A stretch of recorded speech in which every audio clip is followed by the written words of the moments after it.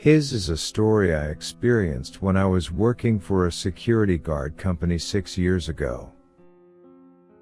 I was a security guard working the graveyard shift. The company back then had a system to rotate personnel and change the assigned patrolling sites every 6 months. This was to prevent employees from becoming lax with their routine work. The day before my reassignment, I received a call from my company asking me to go to work immediately at another site because one of my peers had suddenly resigned the day before. People these days quit so easily. At least they should give an advanced notice. As I grumbled while getting ready and headed for my new reassignment, the new site I was assigned to was at a local factory in a downtown area. I'll be working here for the next 6 months, and even though it's a local factory, the property was big. In addition to the factory, there is a separate 3-story office building, making this a remarkable property. First, I started patrolling the factory. Using my flashlight to navigate the pitch-black interior of the factory, I carefully checked under the machines, the changing rooms, and any other locations that were specified by the client. As I muttered to myself, nothing was out of the ordinary. I locked the door to the factory and headed for the office building. I entered the office building and I walked down the halls while lighting up each room with my flashlight to check for any abnormalities. When making my way down and as I was shining the light towards the last room on the first floor, I heard faint footsteps coming behind me where I had already checked. Is anyone still working at this hour? As I wondered, I checked with my flashlight, but there was no sign of anyone. I walked towards the direction where I heard the footsteps. I called out, "Is anyone still here? Working late?" But there was no response. Maybe it's just my imagination. I started walking to check the last room where I hadn't finished yet. Then again I heard footsteps. It must be a trespasser. I gave my full attention and listened carefully to see where the footsteps were going. I hear the footsteps climbing up the stairs. I turned off my flashlight and followed the footsteps carefully without trying to make a sound. The footsteps continued up to the 3rd floor. I quietly followed up to the 3rd floor, while holding my breath. Then the footsteps suddenly stopped. Did it notice me?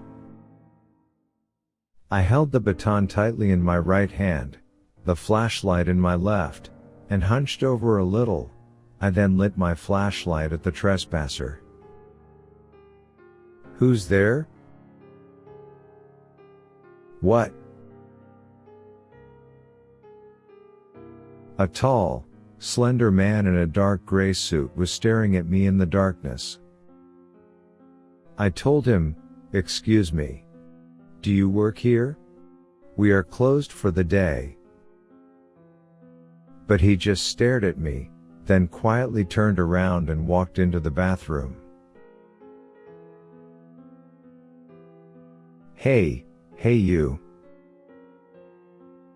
As a security guard, I could not just leave a stranger in the building, so I ran after him to the bathroom. I wondered why he went into the bathroom while the lights were out. With some hesitation, I slowly opened the bathroom door. It was pitch black inside. I pointed my flashlight inside. Oh my God. What I saw inside was the same man hanging by the neck in the far end of the bathroom. He was already long gone. His eyes were wide open, his long dangling limbs made his slender body look even bigger. Someone, help me.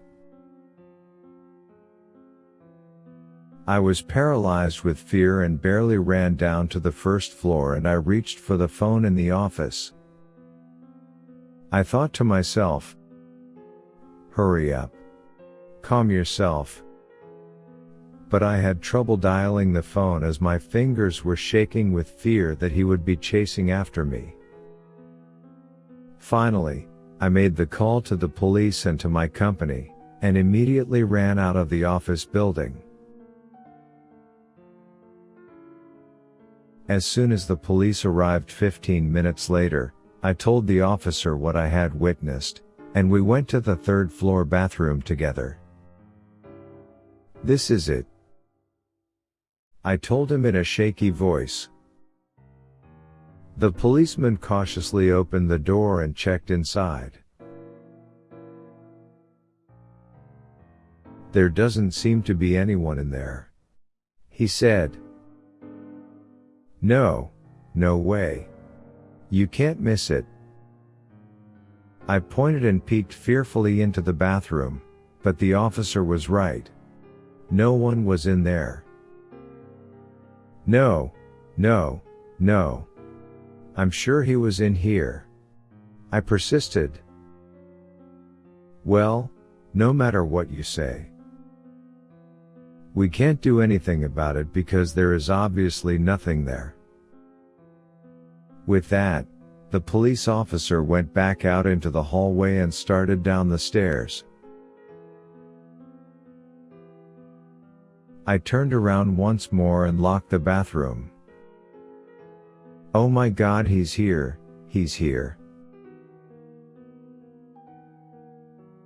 I couldn't see him, but I could clearly feel the presence of that man. I was so scared that I ran frantically down the stairs to catch up with the police officer. The same thing must have happened to the security guard who quit yesterday. As I left the office building, my boss had just arrived.